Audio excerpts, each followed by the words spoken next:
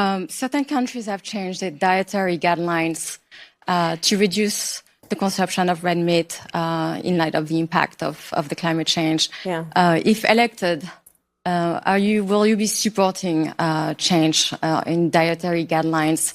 And then how will you plan on implementing the changes so that people effectively change their diets? Yeah, I mean, and thank you, Carol, for your work and the question. I think of the point that you're raising in a broader context, which is that as a nation, we actually have to have a real priority at the highest level of government around what we eat and in terms of healthy eating, because we have a problem in America. And we can talk about all that we are now, the subject of this conversation. We can talk about the amount of sugar in everything. We could talk about soda. We could go on and on.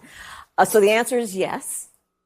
But I'll also say this. The balance that we have to strike here, frankly, is about what government can and should do around creating incentives and then banning certain behaviors. I mean, just to be very honest with you, I love cheeseburgers from time to time, right? I mean, I just do. And I think that, but there has to be also what we do in terms of creating incentives that we will eat in a healthy way, that we will encourage moderation, and that we will be educated about the effect of our eating habits on our environment.